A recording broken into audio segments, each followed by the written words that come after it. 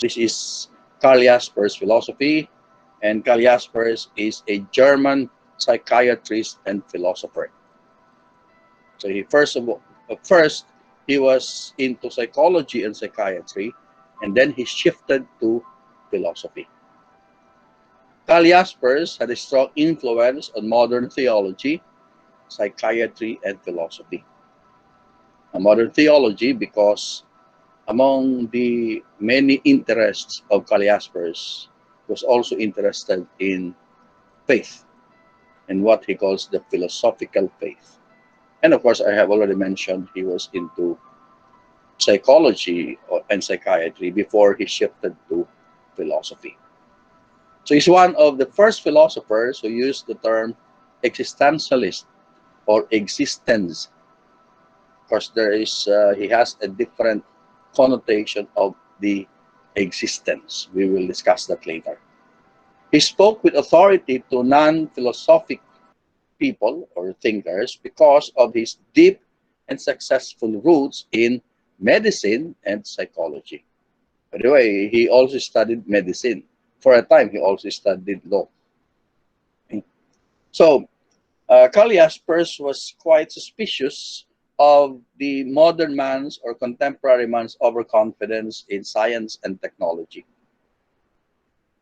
And he stresses the irrational in man. That's not always reason. There's something that is irrational in man. Okay? Irrational, this doesn't mean that you are no longer reasonable. But there is, there are passions, just like what Kierkegaard said. Man is infinite passion.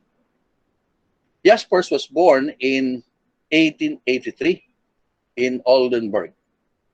His father was a banker and a constable and a jurist. And Jaspers initially enrolled as a student of law, but then he decided to shift to medicine. He actually finished medicine and obtained a doctorate in medicine in 1908. So he studied law at the universities of Heidelberg and Munich, and he studied medicine at Berlin, Göttingen, and Heidelberg. He received his medical doctorate from Heidelberg in 1909 upon the completion of his dissertation. And immediately after graduation, he became a volunteer assistant in psychiatry at Heidelberg. And in 1916, he became professor of psychology at Heidelberg. Now, although he began his academic career as a psychologist, after a period of transition, Jaspers shifted to philosophy in the early 1920s. And he obtained his second doctorate in psychology from the philosophy department at the Heidelberg University, where he worked as a lecturer, a professor. Now, after the First World War, he published the work Psychology of Worldviews. That was in 1919, which is about a description or descriptions of many different attitudes toward life. Now, this book marked the transition of Jaspers from psychology to philosophy. And he would later call this book or this work as the first genuinely existentialist work. So he used the word existentialist to describe this work, which is actually on psychology, but it was about the different attitudes towards life. And we will know why he is so passionate about life. He received a professorship in philosophy at Heidelberg in 1921 when he shifted to philosophy. So he published the work Psychology of Worldviews in 1919, which marked his transition from psychology to philosophy. And then 2 years later, he became professor in philosophy at Heidelberg. Although he was not really, he did not take a degree or did not write a habilitation thesis, a doctorate in philosophy, he was offered a professorship in philosophy in Heidelberg. And this is, of course, through the uh, influence of his mentor, Max Weber. We will see that later on. His first major publications were works of psychology. Most notable among them is the work General Psychopathology, published in 1913. And of course, the one that we have already mentioned, Psychology of Worldviews, published in 1919. So again, this later work, this Psychology of Worldviews, marked the transition, no, from psychology to philosophy. Although he used his psychological method, no, because it was a work in psychology, so he followed the psychological method, but it was actually shaped by his philosophical influences and objectives. And it was already an evolving, was already transitioning into a more consistent philosophical doctrine. Now, early in his childhood, he was diagnosed with a lung disease. During the time, that illness was always feared to be tuberculosis, which for most people, when you contract this disease, is a kind of death sentence, because at the time there was no cure for that particular disease. A family doctor determined that Karl was not actually contracted with tuberculosis, much to the relief of the family and to Karl himself. But he was diagnosed with a different illness, a chronic illness, no? Bronchiectasis, that would impede his physical ability to function throughout his life. So his family and even Karl expected that Karl would not survive beyond the age of his beyond 30s. And the young Karl Jaspers entered high school and university years with the belief that he will die young. So what a sad turn event for Jaspers. But of course, we know that he would live way beyond his 30s. He will reach his 70s. So the seriousness with which Jaspers took his life and his focus on the deep existential facts of life are perhaps more understandable given his situation, context, this context that he had this chronic illness and he never expected, his family never expected that he will die, or that he will grow old. They expect him to die young. So perhaps his central metaphor for life, the concept of shipwreck yung nasadsad, no? It's a disaster. And the need to make the best of those circumstances.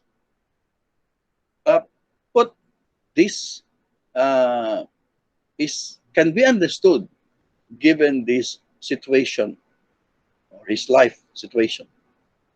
So he wrote, "It is not by enjoying perfection, but only through suffering in the knowledge of the world's unrelenting nature and unconditionally, by remaining true to the self in communication, that possible existence can achieve what may not be planned and what becomes nonsensical as a wish.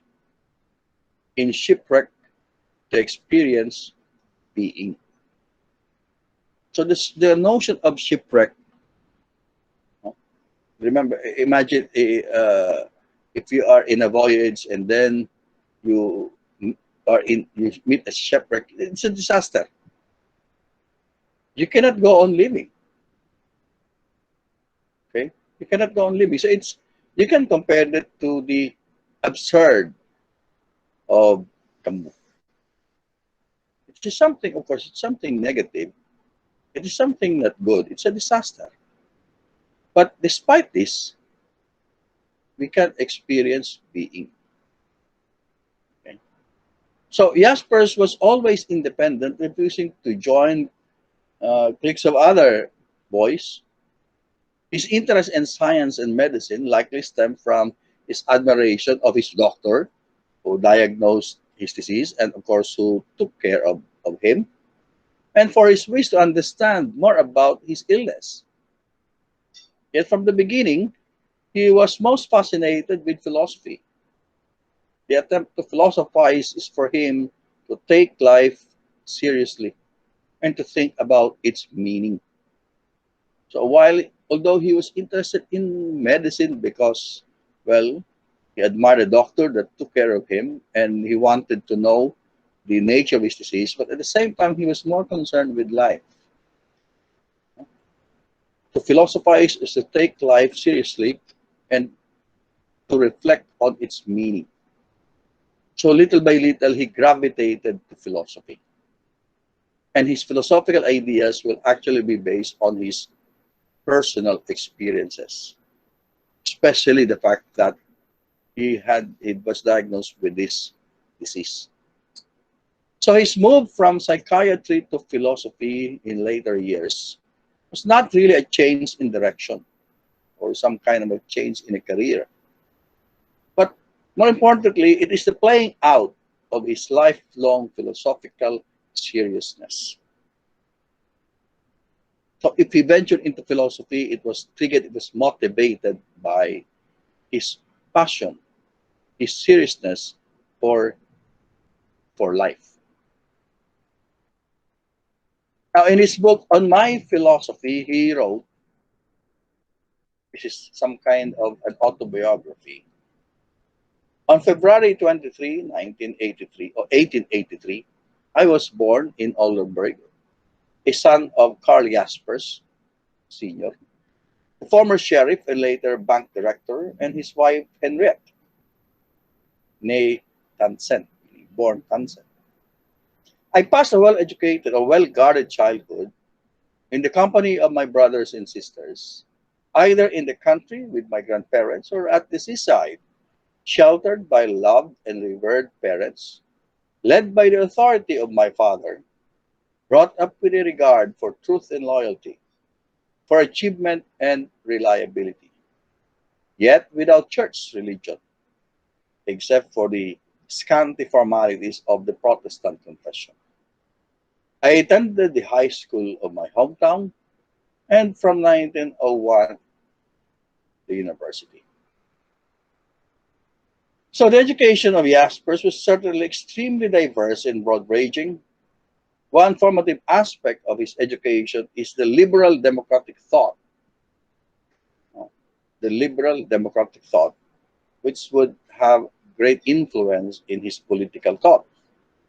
And although he claimed that he was not influenced by any specifically ecclesiastical faith or institutionalized religion, his thought was also formed by the spirit of Protestantism. In fact, he will also be concerned about faith, about belief. His philosophical outlook can be placed in the religiously inflected tradition of Kant and Kierkegaard.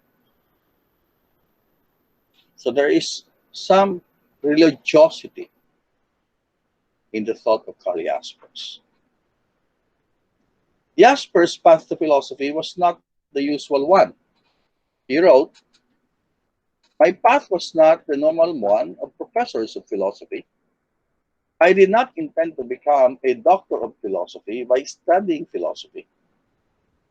I am, in fact, a doctor of medicine. Nor did I, by any means, intend originally to qualify for a professorship by a dissertation on philosophy. To decide to become a philosopher seemed as foolish to me as to decide to become a poet." So his venture into philosophy is not really motivated by career. He did not write a dissertation in philosophy in order to qualify for professorship in philosophy. So it was more of passion for philosophy. In 1948, Jaspers moved to the University of Basel This is already after the Second World War, after the liberation of Germany. He moved to the University of Basel in Switzerland, and he remained prominent in philosophical community until his death in Basel in 1969. Now, let's go to his personal and philosophical influences. Karl Jaspers was very close first to his father, Karl Sr. His father was an artist, aside from the career that we have already mentioned. And he was also quite philosophically oriented. Jaspers' letters to his parents were not only personal in content, but often read like his books. Extensive discussions on philosophical concepts were included. Both his father and his mother read his works and commented on them. Another important personal relationship in the life of Jaspers is his wife, Gertrude. Gertrude was Jewish, and this led to the strain of trying to get both sets of parents, Protestant and Jew, to agree on a mixed marriage. Jaspers' family was quite liberal, and after some initial hesitation, agreed to the marriage. Gertrude's family, on the other hand, was conservative and part of the Jewish religious leadership in their region. But her father soon consented. So eventually they got married. Karl and Gertrude had a very close intellectual relationship. She apparently was the main interlocutor for Jaspers as he finished or fleshed out his ideas and wrote his manuscripts. She served as a constant intellectual as well as a personal companion. Later, Jaspers would say, "We have spent our lives philosophizing." That's sweet. The extent of their intimacy is most clearly expressed during the Nazi years, during the Nazi regime in Germany. During most of those times, he was exempt from being arrested simply because he's married to a German. Had Gertrude not been married to a German, she would have been arrested for being a Jew. But because she is married to a German, she was not arrested. But Jaspers was demoted in the university, and he was eventually dismissed in 1937, simply because of the fact that he's married to a Jew. So his career, his university career, was over from 1937 until 1945. 1945 would be the liberation of Germany from the Nazis. So Jaspers and his wife almost never left their home in Heidelberg. And in fact, they have agreed to commit suicide together if she, meaning Gertrude, will be arrested. What they call a free death, which they distinguish from self-murder. Fortunately, the Allies came and liberated Germany after the war, after 1945. And Germany became one of the few German leaders who was viewed, and Jaspers became one of the few German leaders who was viewed as clean of Nazi collaboration. So he was actually included in the so-called white list. It's a list of prominent personalities in Germany who did not collaborate with the Nazis. So he became a leader in the Heidelberg community and in Germany at large in trying to orient the nation in the post-war era.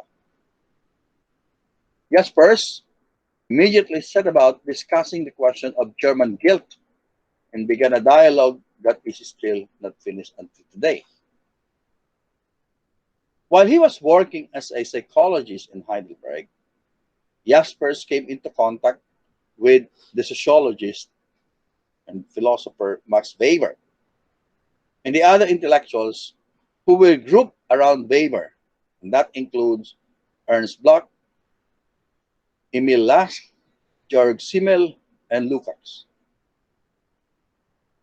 So after his father, Karl Sr., Max Weber appears to be the most or the strongest influence on Jaspers, both in his personal rectitude and in his political liberalism, and even in his academic career. But it was also in his direct impact on Jaspers' university career. Weber was the main influence in helping Jaspers settle into philosophy appointment despite the lack of formal training in that field. So imagine he was into psychology. He wrote books in psychology, although he transitioned into philosophy. And then 2 years after the publication of his book in psychology, he was offered a professorship in philosophy. That happened because of Weber. So Jaspers further took sides with Weber against the chairman of philosophy, Karl Rickard. Karl Rickard was actually an associate of Martin Heidegger. In Rickard and Weber intellectual disagreements about what constitutes philosophy and science. So Weber was a constant presence in Jaspers' psyche.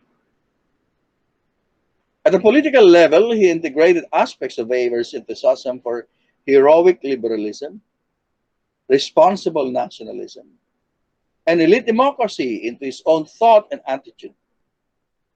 And at a more theoretical level, his ideas were determined by the increasingly critical responses to neo-Kantian philosophy.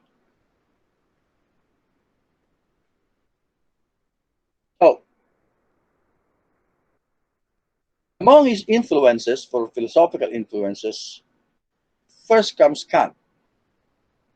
Kant was the first decisive philosophical influence on Jaspers, and his philosophy has its foundation in the subjective experiential transformation of Kantian philosophy, which reconstructs Kantian transcendentalism as a doctrine of particular experience and spontaneous freedom, and emphasizes the constitutive importance of lived existence for authentic knowledge. Another influence is Søren Kierkegaard and Friedrich Nietzsche, whom he admired because they were prophets who articulated the structure of their existence, and because they were not academic philosophers in the very strict sense. Their thinking welled up directly from their personal existence, as they illustrated the axiom that philosophic thinking begins in the attempt to communicate to another the nature of one's existence, or existence meaning the true self, the genuine self. Now, from Nietzsche, Jaspers borrowed a psychologistic approach to philosophical perspectives. And just like Nietzsche, he tended to view philosophical claims not as formally verifiable postulates, but as expressions of underlying mental dispositions. Remember the personal memoir that Nietzsche was talking about the philosophers. So for this reason, he also borrowed from Nietzsche a dismissive approach to absolutized claims to truthful knowledge and a resultant rejection of all rational purism.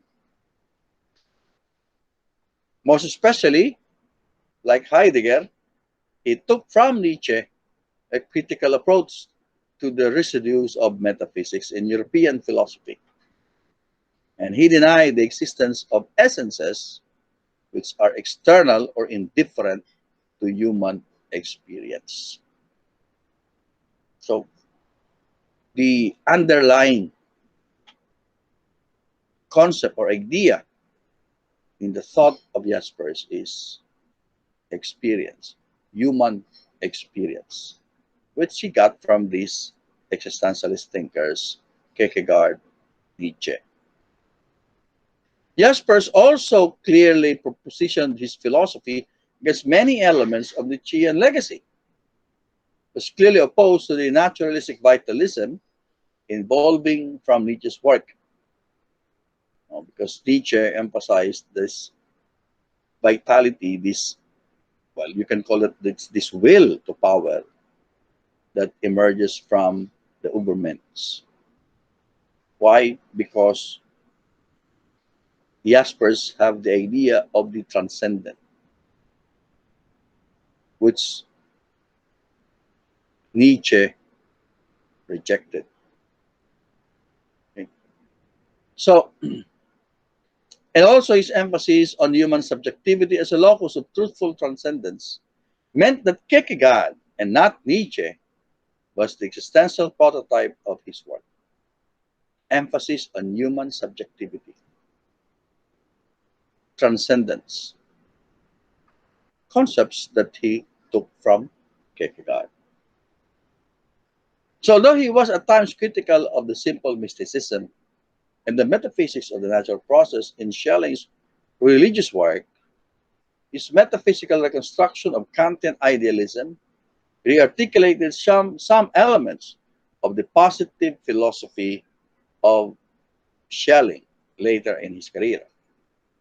And it mirrored his attempt to account for truthful knowledge as a cognitive experience in which reason is transfigured by its encounter with contents other than its own form.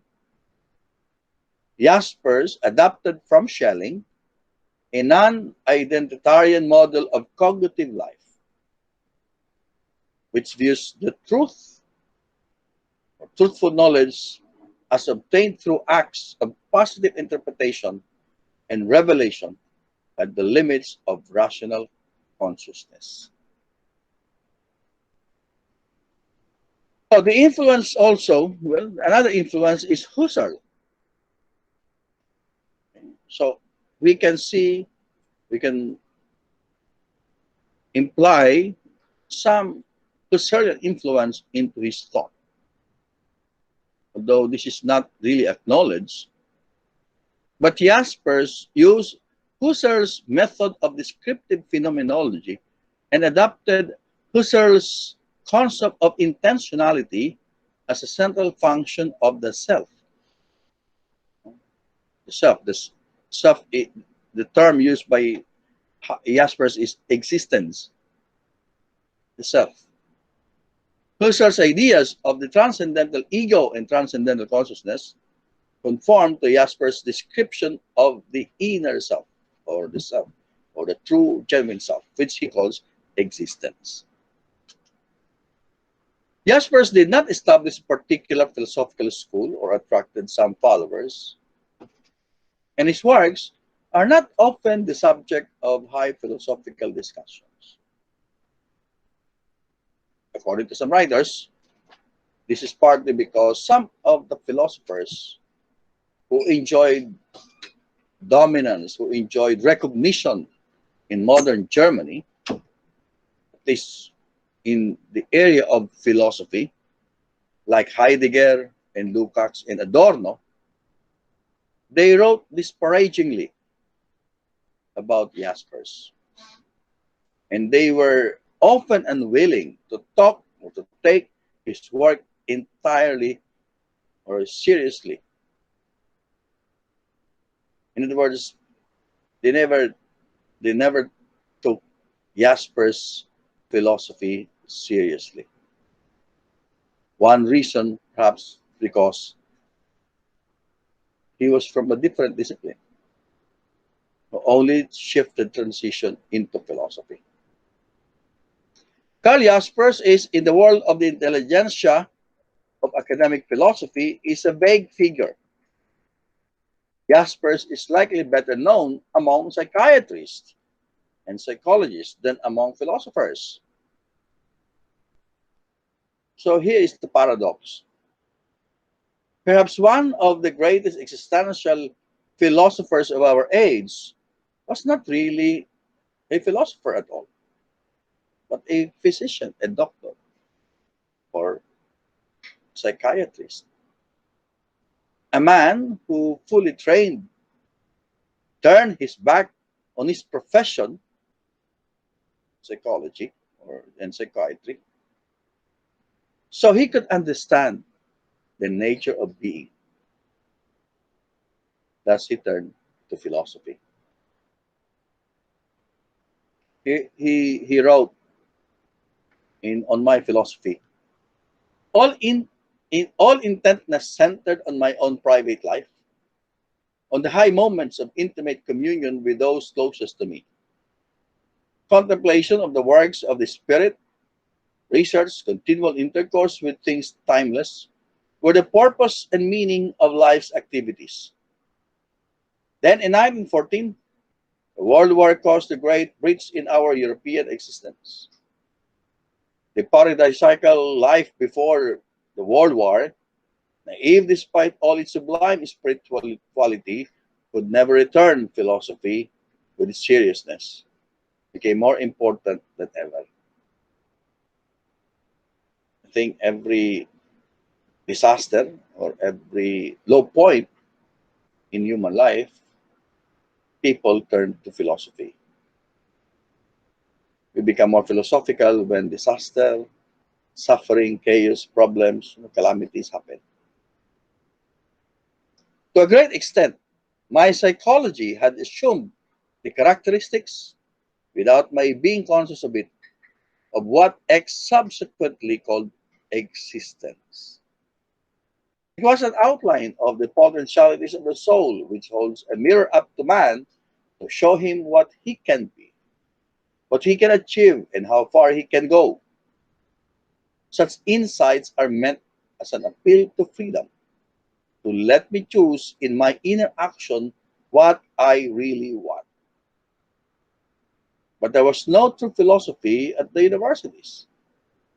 I thought that facing such a vacuum, even he who was too weak to create his own philosophy, had the right to hold forth about philosophy, to decide what it once was and what it could be. Only then, approaching my 40th birthday, I made philosophy my life's work. So that's Jaspers talking about his transition from psychology to philosophy, which happened before he turned 40. So we can consider Jaspers to be a late bloomer in philosophy. Now, let's just talk briefly about Jaspers and Heidegger. Jaspers and Heidegger, in the early 1920s, that's when he moved to philosophy, Jaspers encountered a further figure who assumed a decisive role in his formation, Martin Heidegger.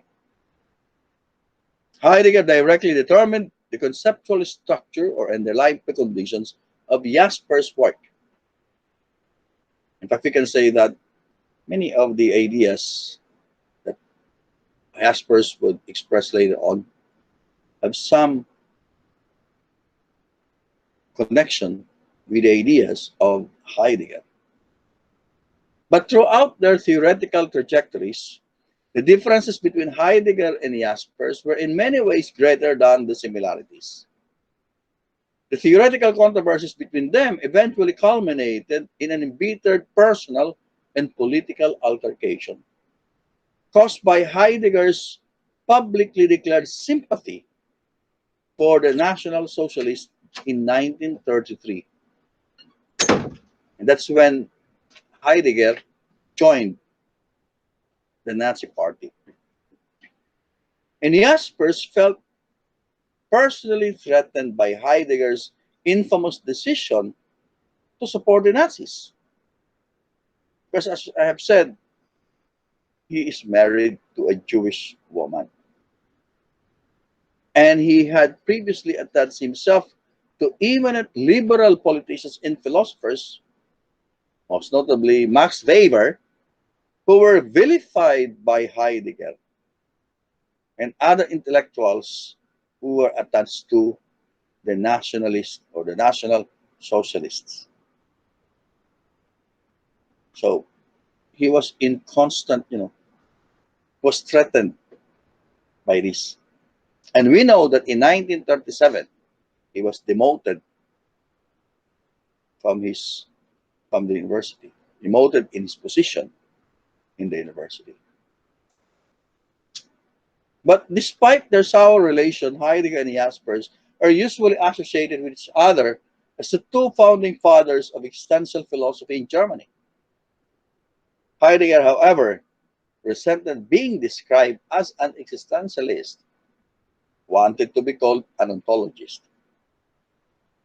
And Jaspers, at least after 1933, resented being identified with Heidegger after Heidegger expressed his support for the Nazis.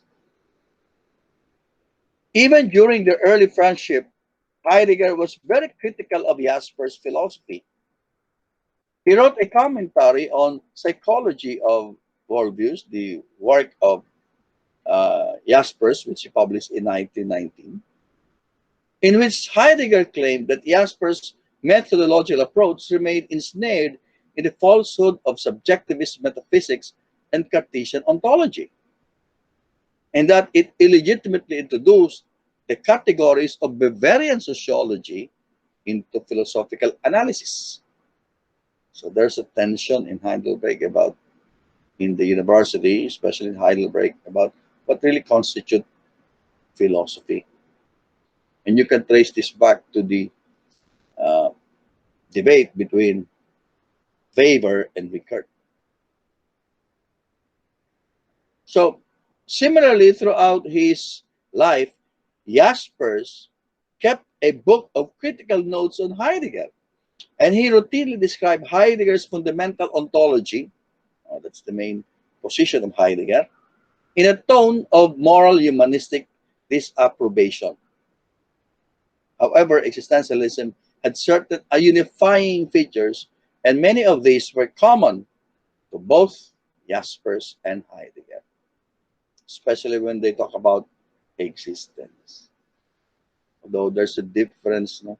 But they understand to be existence and Dasein. We will discuss that later. In 1937, Jaspers was removed from his professorship. Remember, he was demoted. And he felt himself a marked man until the end of World War II in 1945. But after the war, his fortunes changed dramatically. And he figured prominently on the white list. What I already mentioned, white list is a list of prominent personalities, politicians, intellectuals, who were considered to be untarnished, free from association with the Nazis. So they were clean from Nazi collaboration. So these people who were included in the white list, that includes Jaspers, were allowed to play a public role in the process of German political refoundation. So thereafter, Jaspers defined himself primarily as a popular philosopher and educator. And he contributed extensively, edifying commentaries on questions of political orientation and civic morality. He was one of the professors responsible for reopening the University of Heidelberg, and he wrote at length on the necessity of university reforms, and he emphasized the role of liberal humanistic education as a means of disseminating democratic ideas throughout Germany. And he took a firm line against the rehabilitation of professors with a history of Nazi affiliation and sympathy. So it's like gulong ng palad. Nabaliktad yung kalagayan ni Heidegger at saka ni Jaspers. All right. Now, let's venture into his philosophy. First, we're going to discuss his philosophy of existence.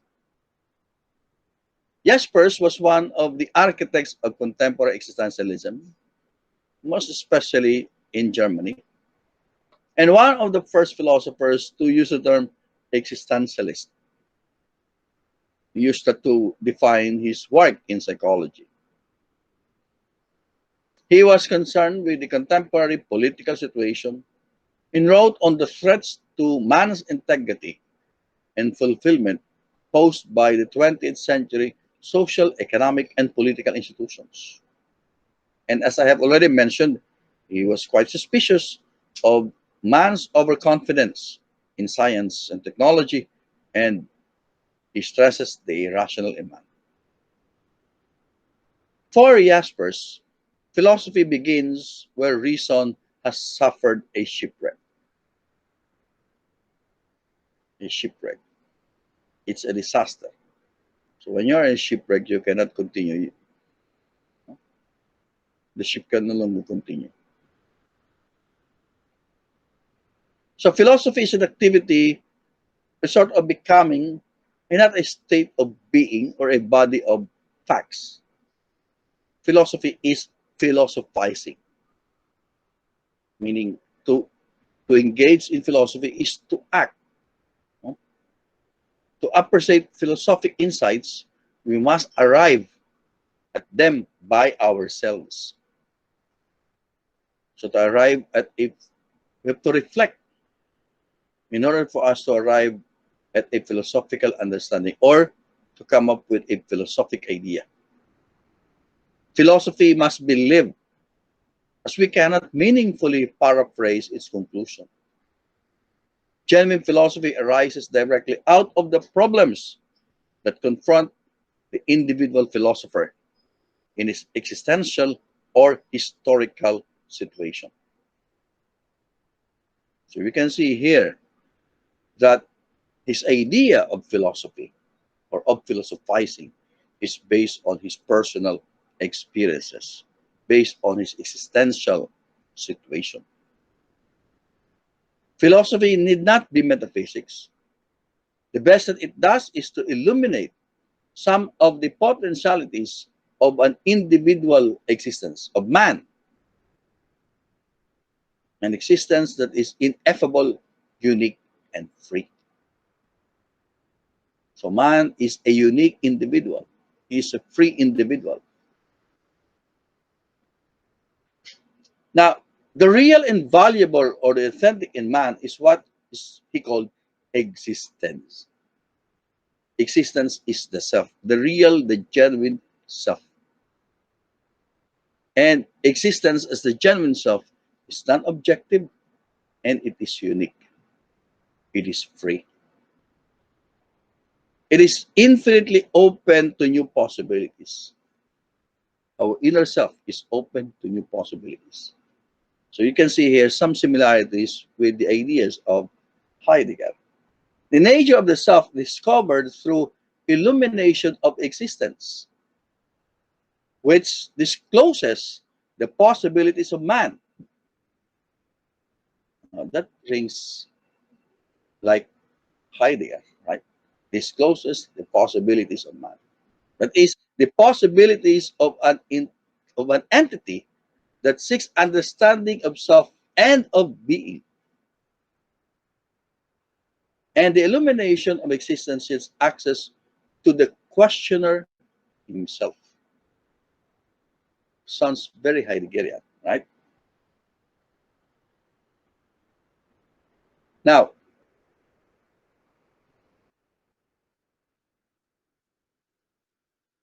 existence, this real self, is inaccessible to traditional philosophical investigations, to, to rationalization. So ordinary modes of perception and cognition would imply a subject apprehending an object, but it always bypasses the real self. So there's always subject object So the subject will always understand the object that is outside. That's in the case of traditional philosophy. But in that case, it will never get hold of the self. It will always bypass the self. But although existence, the self, as a crucial aspect of human existence, cannot be conceptually defined because it cannot be uh, uh, apprehended, no, through cognition, it can be clearly experienced. We can clearly experience ourself. Ourself can be lived and it can be communicated. But we can never define what it is. And this is common, of course, this idea of not defining what man is. Because when you define man, what man is, you objectify man. But man is not an object; he's a subject, and therefore, consistent with the other with the other existentialists, for Jaspers, man as a subject is a self, and we can only experience the self. We can live, we can communicate the self, but we can never conceptually define what is the self or what is man himself. Well, we can talk about man, but we can never, in conceptual terms, but we will never understand what is the true self. Existence is the experience of total freedom that defines man. It is the experience of the infinity of possibilities for a style of life.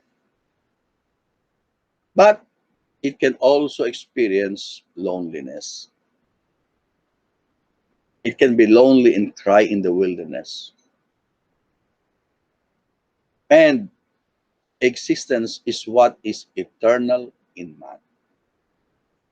Of course, there is eternity outside, there's a transcendence outside, but we connect to the eternal outside because of what is eternal in us.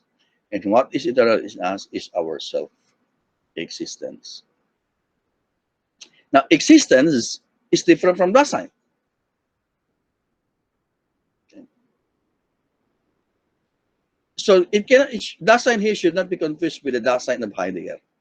Obviously, if you're going to make a comparison, Heidegger talks of the Dasein, that is equivalent to the existence of Jaspers.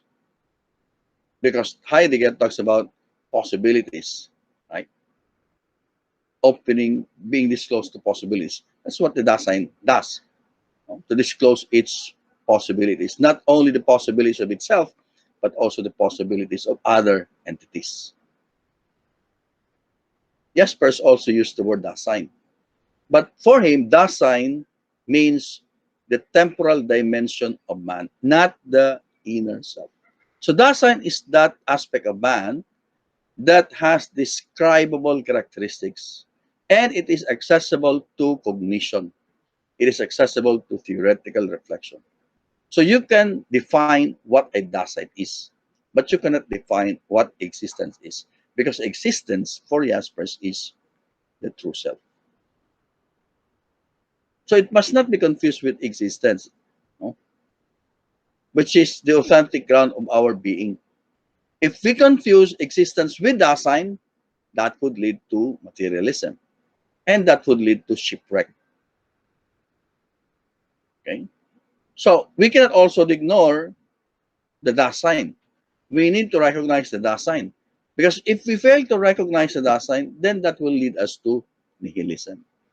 So there must be a tension between the Dasein and existence. It must be maintained, no? The temporal and the eternal. The describable characteristics with the inner self.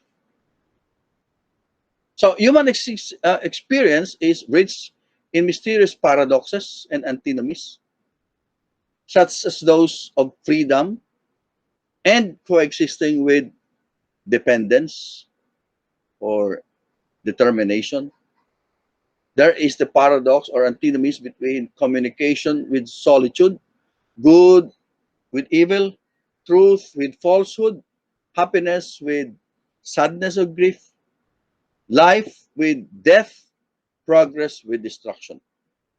So these are paradoxes for antinomies for Jaspers.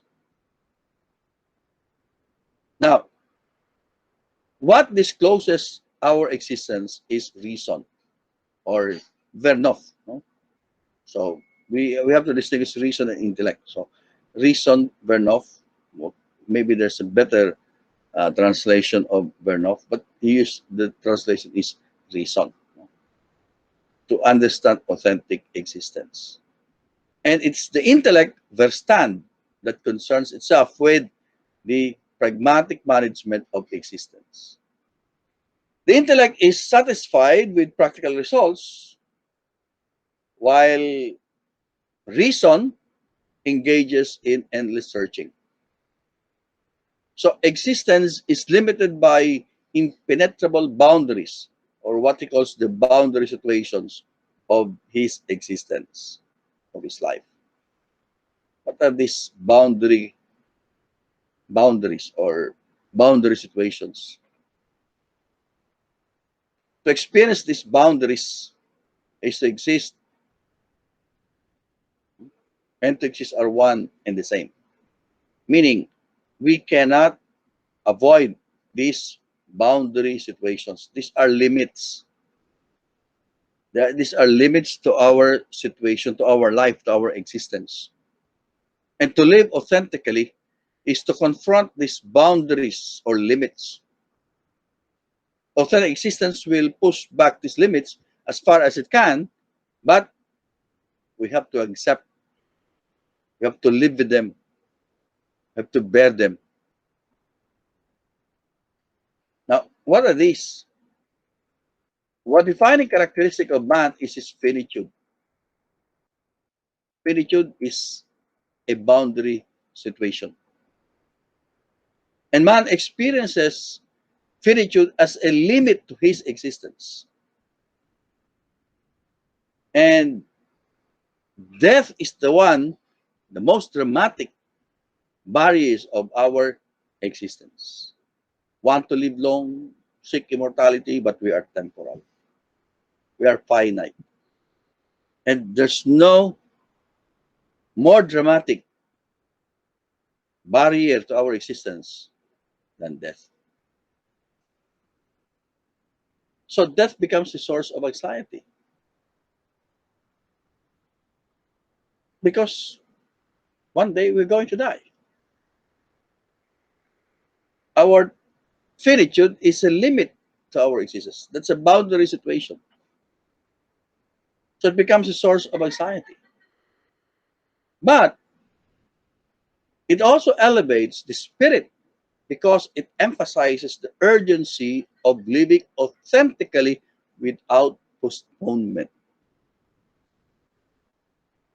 So imagine Jaspers being told that he will not live long, that he'll probably live until his 30s.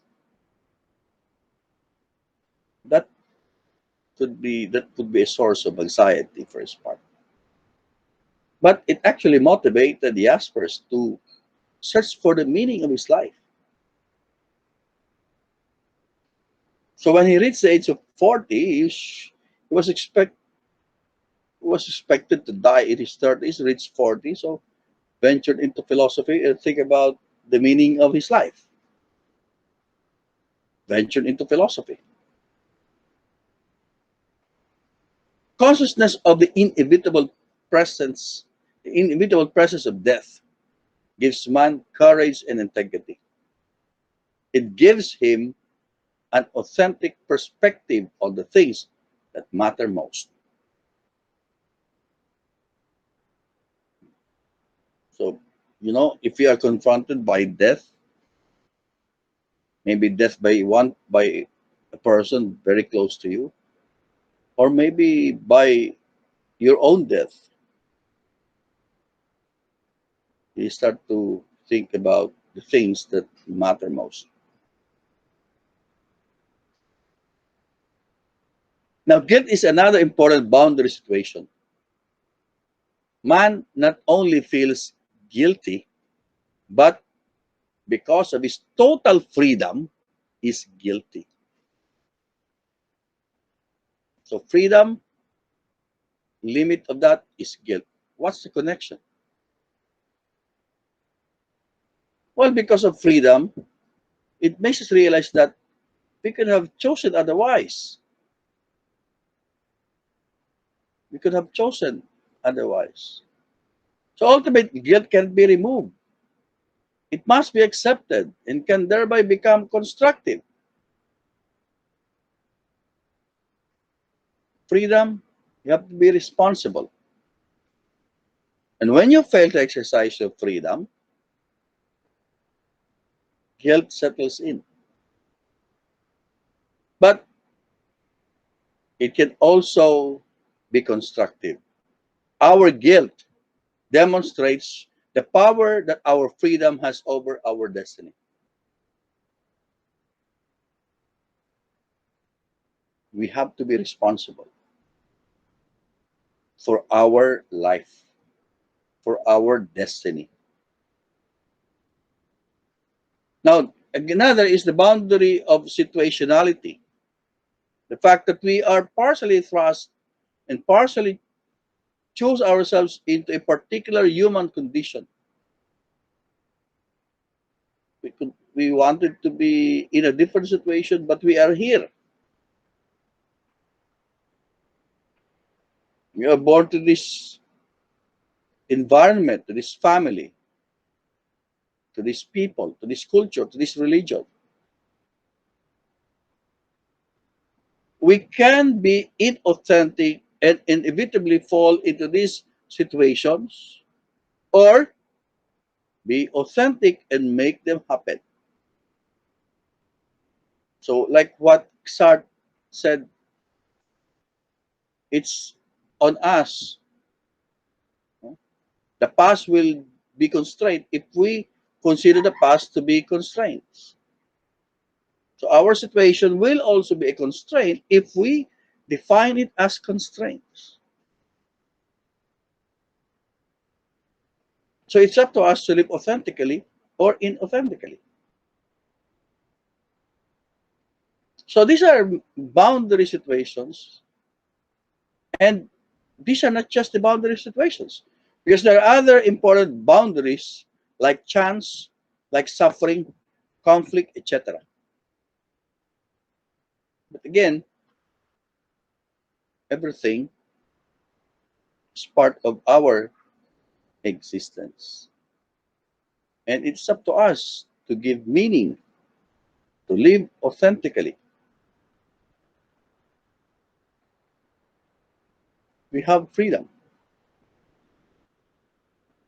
And freedom leads us to the overriding importance of choice. But again, it leads to another boundary situation, moral responsibility. You need to exercise your choice, but you need to be morally responsible.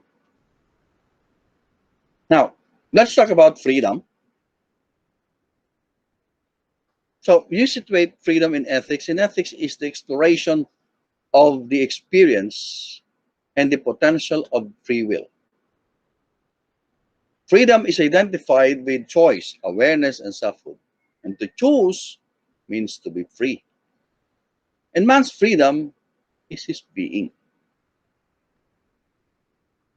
As Jaspers said, I am only to the extent that I choose freely.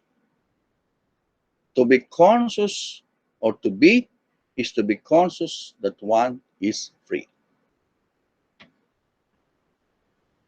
So freedom is experienced both spontaneity and action, as both spontaneity and action.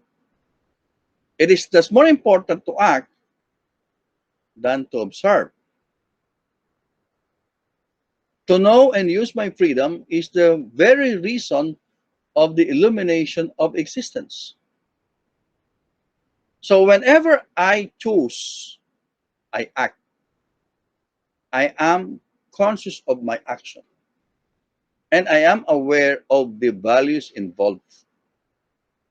I take chances because the consequences of my choice are often uncertain.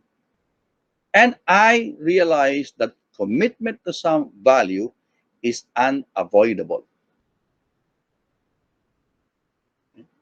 Now, sometimes people, they just want to do whatever they want to do, exercise freedom, freedom, freedom, freedom. But remember that when we make choices, there are values involved, and we cannot avoid those values.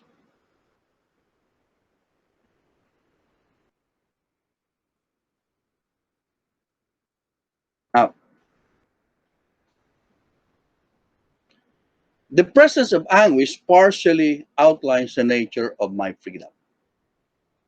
Because each choice carries with it the accumulated weight of previous decisions. The first choice overshadows the others. Because your first choice will subsequently have a bearing on your subsequent choices. So for Jaspers, as a consequence, guilt is the inevitable concomitant of my freedom. My original choice bears down on my subsequent existence and assumes the role of original sin. I am accountable for the first choice, so that to be responsible means to have accepted that guilt, the guilt of the subsequent consequences of my very first choice. So the inherent difficulty of these choices leads to further guilt, which I may alleviate by imagining absolute standards and then approximating them. Absolute standards meaning, well, I can justify my choices because, well, because of these rules, because of these norms. Well, that's why I made the decision. So you can always cite rules, laws, precepts to justify our choices, to alleviate our guilt. But according to Jaspers, in our heart, in my heart, I know there are no fixed standards that will that will justify my action. And that absolutism is therefore a rationalization. So rationalization is the boundary of guilt, is indeed impenetrable. Anguish also appears when I realize I may lose the promise of my possibilities. But that same anguish gives me the urgency and courage to choose with my full being to implement the authentic potential of my existence. Despite this anguish, despite this guilt, I have to choose, have to make a choice, have to exercise my freedom in only to achieve, if only to actualize my potentials, the potentials of myself. I reach this pedagogically expedient brink caused by anguish when I recognize the limits of thought or when I am faced with critical decisions. Despite the despite this the weight of the decision that I have to make, I have to make that decision. So confronted with a beast, I may accept a philosophic or religious orientation, and I may act as if I did not recognize the existence of the abyss before which I stand, or I may adopt the nihilistic position that judges these problems to be meaningless. It's your choice. So when you are confronted with this, that you are in a critical moment to make a decision, to make a commitment, for example,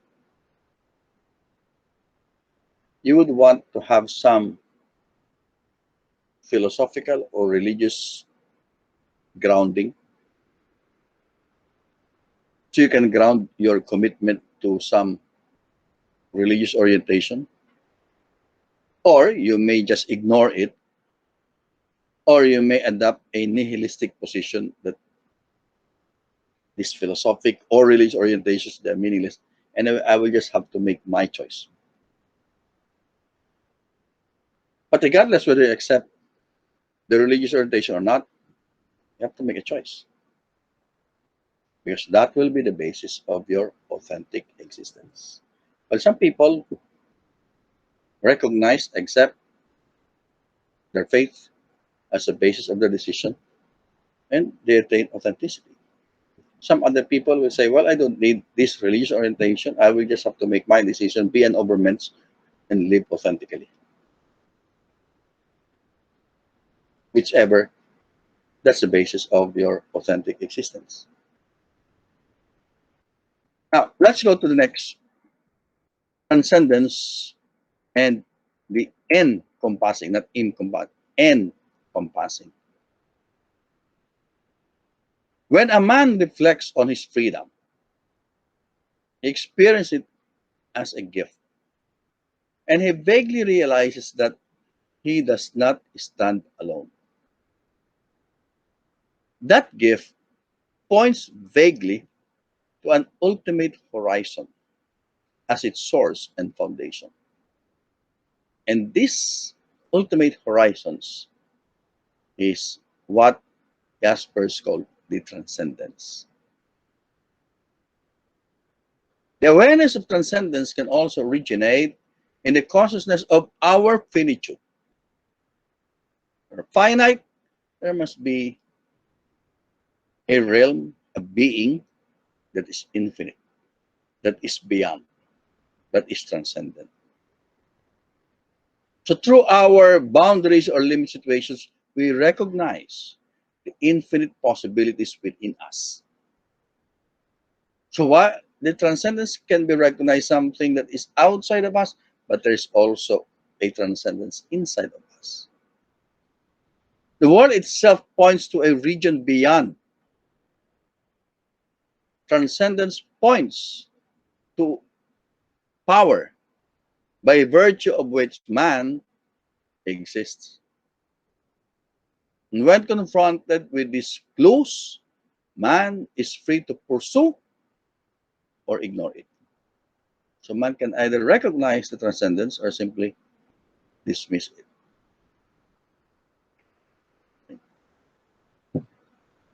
Jaspers used the term encompassing to designate the ultimate and definite limits of being as we experience it in all its fullness and richness.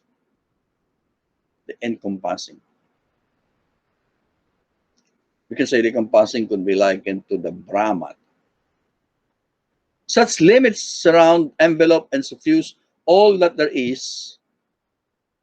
And while he uses the expression being as such to mean the encompassing or the totality of being as it is thought, conceived, and conceptualized, he reserves the term transcendence to mean man's personal, devoted, and committed effort to reach the encompassing. So transcendence is our effort to reach the being as such, the encompassing, the totality of being, the absolute, if you want to call it. Now, the encompassing or the being as such manifests itself in three modes.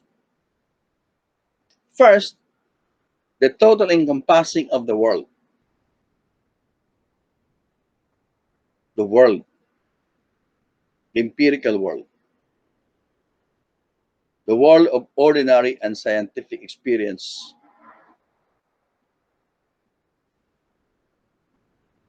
and the encompassing of our own self. Although we cannot fully describe the essence of the encompassing, we can say that the encompassing is real. It's there.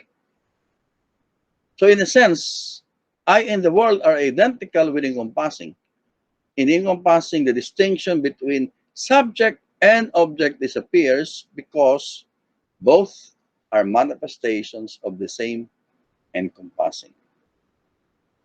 So the encompassing is the totality of being, the being as such.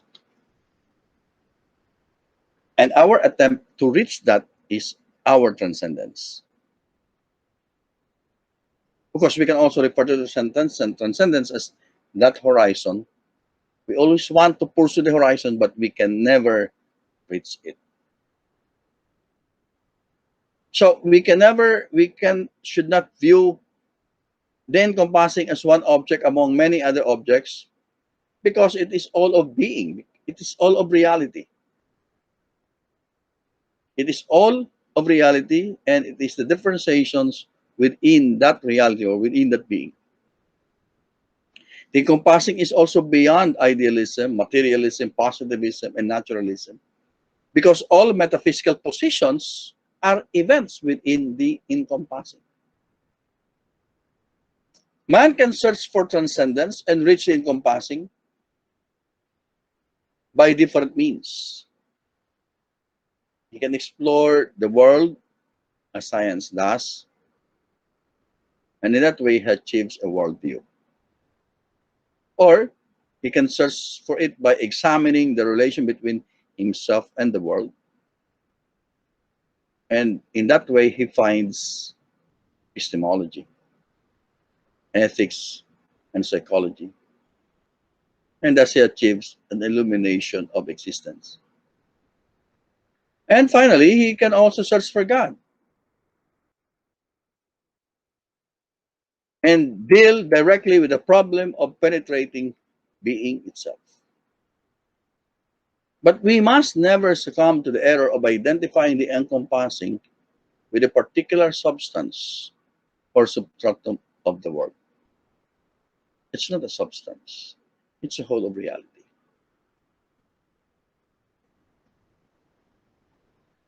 Now, the encompassing is like the horizon that is the perennial goal of the sailor.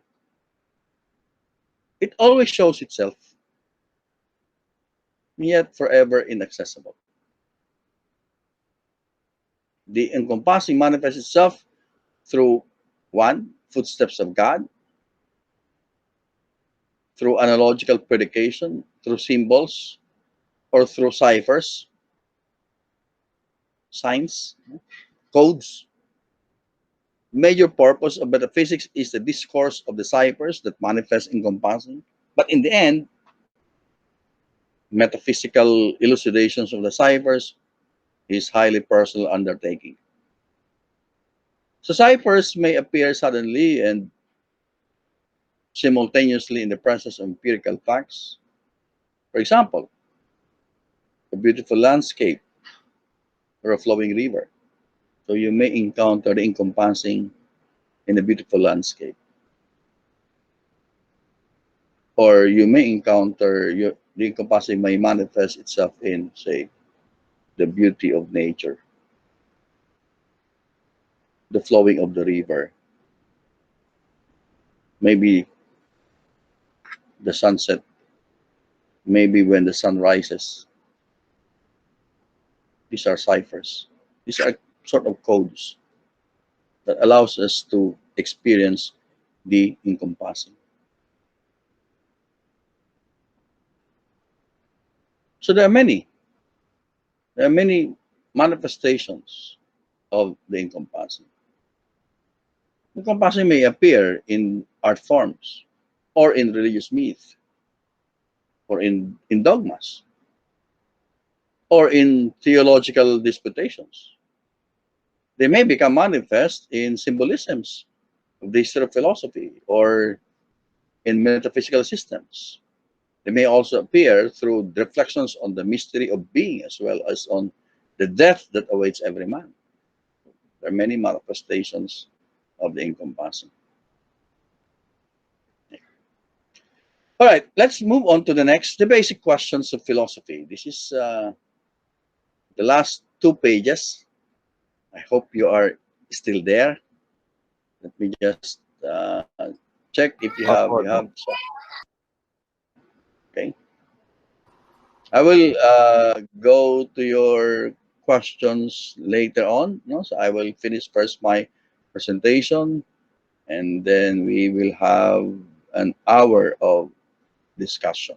Okay? So you will be asking question, and if you don't have any question, then I will be the one asking questions. Okay?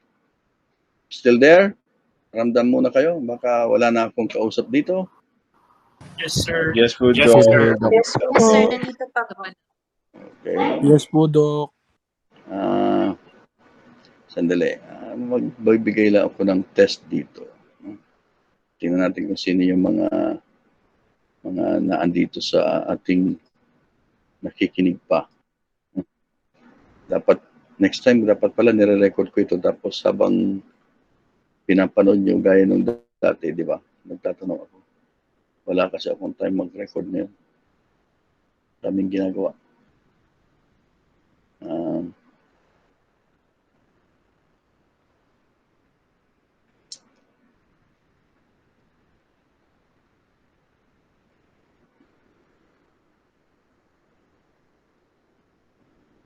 Saan ba tayo? Questions of philosophy.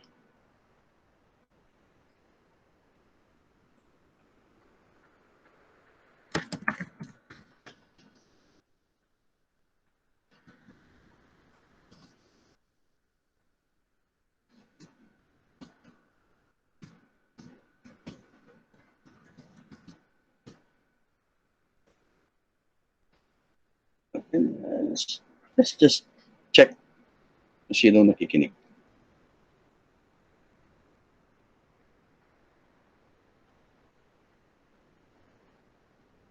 Okay.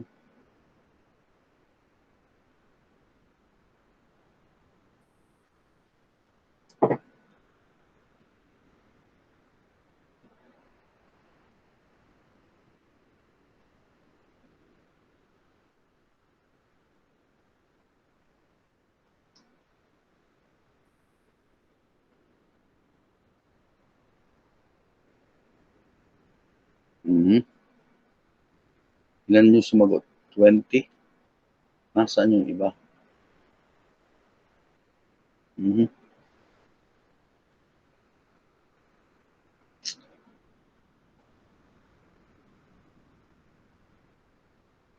One, two, three, four, five, 6, 7, 8, 9, 10, 11, 12, 13, 14, 15, 16, 17, 18, 19, 20, 21, 22, 23, 24, 25, 26, 7, 28, 29, 30, 30. So wala yung tatlo.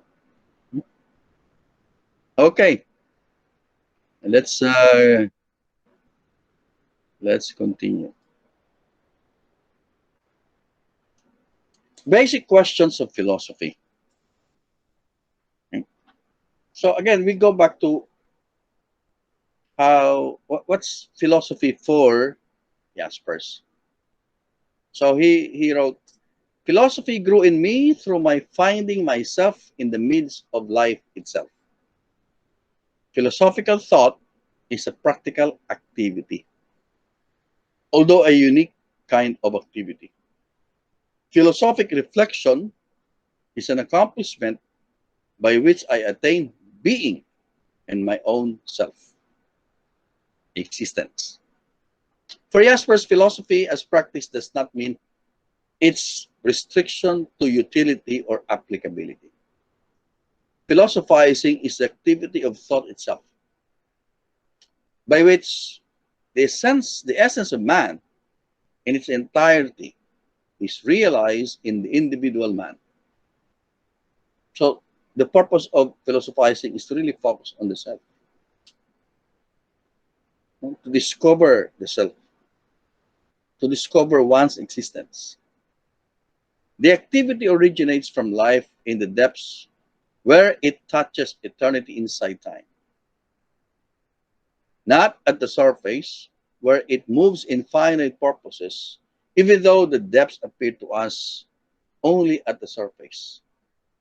It is for this reason that philosophical activity is fully real only in the summits of personal philosophizing. That's the existentialist in Jaspers.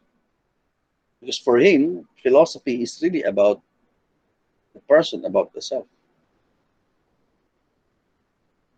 The basic questions of philosophy grow as practical activity from life.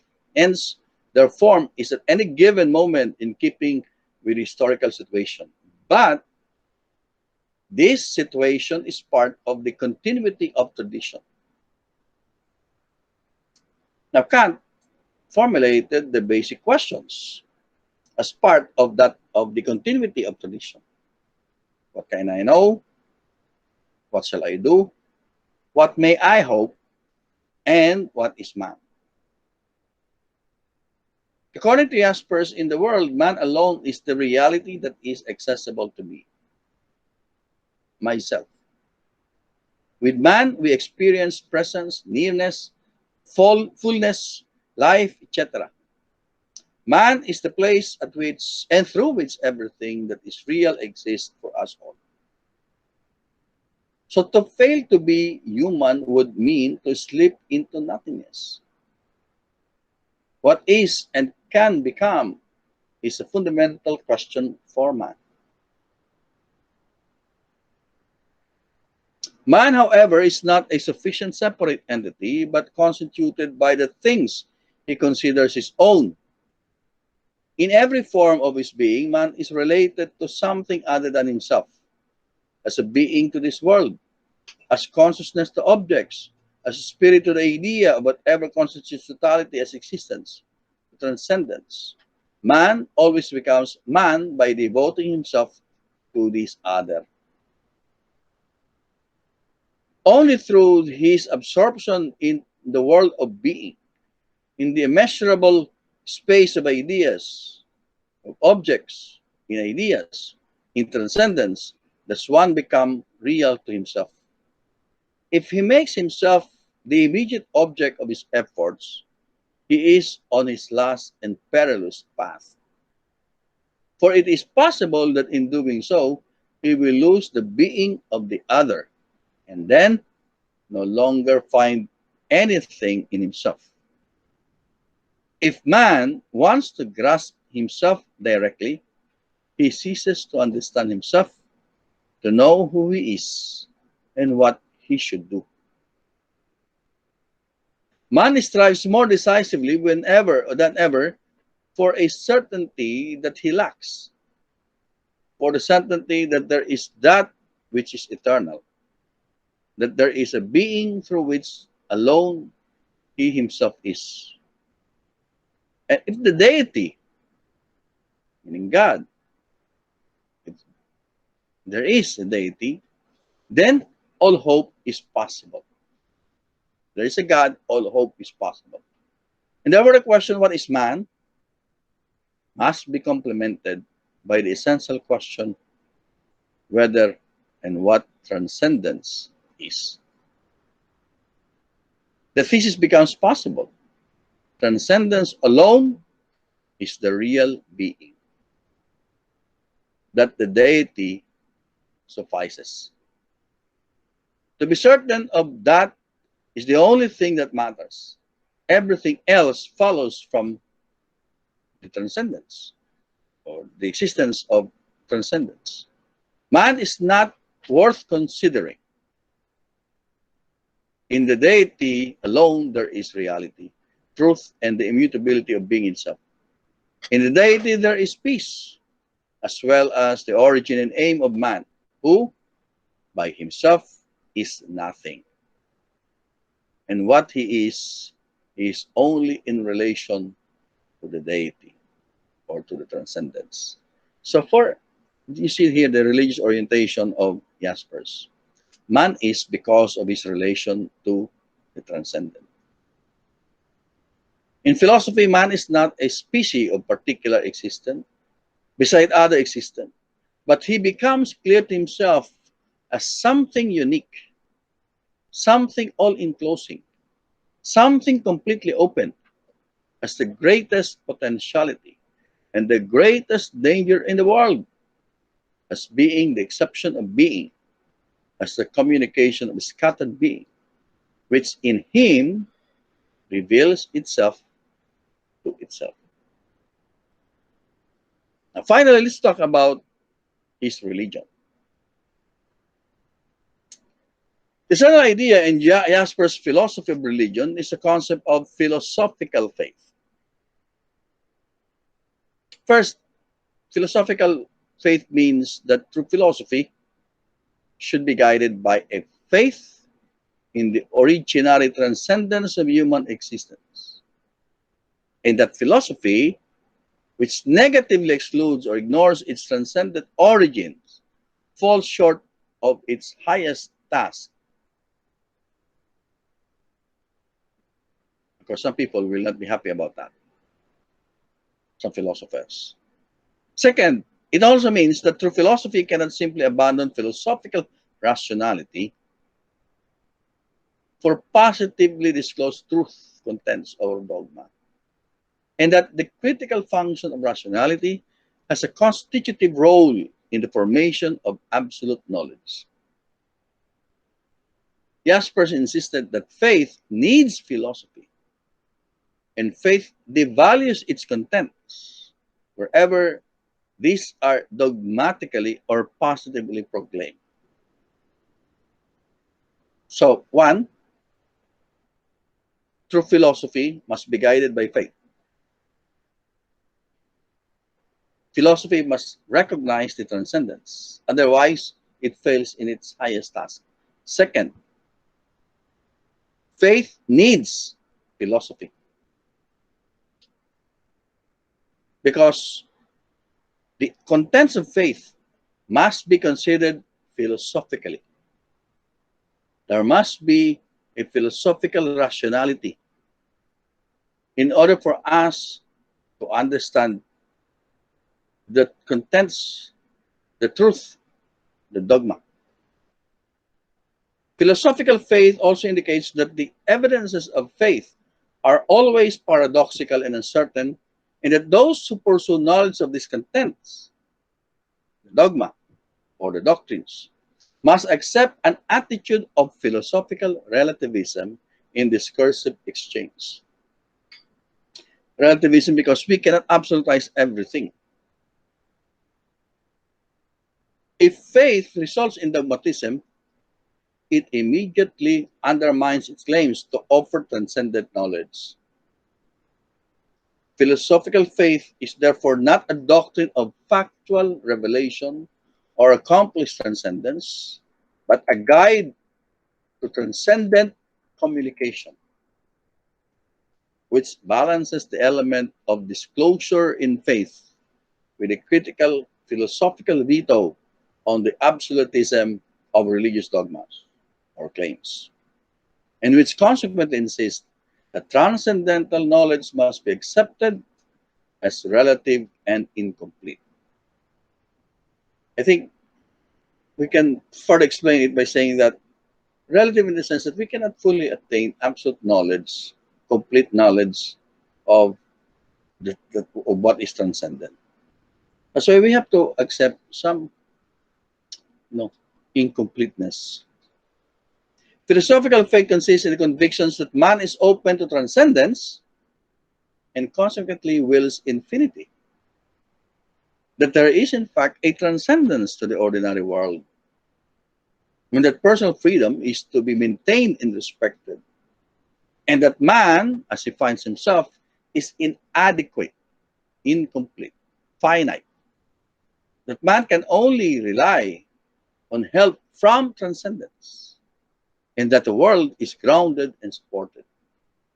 To reject such faith means to hold that the immediate world is all there is, that man's destiny is fully determined, that man is perfectible and alone, and that the world is self-supporting. Jaspers held the religious aspects of philosophy as a fine dialectic between theological and anthropological assertions. He suggested that pure theological analysis closes humanity against the relativity and precariousness of its truth, and against the and communicative process through which these truths are disclosed. Only philosophy, which can at once embrace and relativize secularism and embrace and relativize religion, is able to undertake adequate existential inquiry. And philosophy, which is either direction, abandons the dialectical edge between these two commitments, ceases to be genuine philosophy. That ends my presentation or discussion. Sorry. Meron pa pala isa dito. Philosophy of the history of philosophy. So, last. So how do we understand philosophy? Or how do we understand the history of philosophy? Philosophy is tested and characterized by the way in which it appropriates its own history. How philosophy sees its own history. Not history in general, but its own history. A merely theoretical contemplation of the history of philosophy is insufficient for Jaspers. So if philosophy is practice, it's a practical activity, we must know the manner in which its history is to be studied. It entails a theoretical attitude toward it that becomes real only in the living appropriation of its contents from the text. So to apprehend thought with indifference prevents its appropriation. So we cannot be indifferent to thought or to text or to philosophy. The history of philosophy is not to be studied with the intellect alone, because that which is receptive in us and that which impinges upon us from history is the reality of man's being, unfolding itself in thought. So the totality of one's being. Jaspers enumerates the characteristics of a philosophical history of philosophy. First, the real import of history is the great, the unique, the irrepressible, the deity, the transcendent, the absolute being. The great philosophers and the great works are standards for the selection of what is essential. Everything that we do in studying the history of philosophy ultimately serves their better understanding. Second, that understanding of the ideas demands a thorough study of the text. Philosophy can only be approached with the most concrete comprehension. A great philosopher demands unrelenting penetration into his text. This necessitates both the realization of a whole philosophy in its entirety and taking pains with every single sentence in order to become conscious of its every nuance. Magbasa, sabi nga nila, no? Magbasa. Understanding of philosophy demands a universal historical view.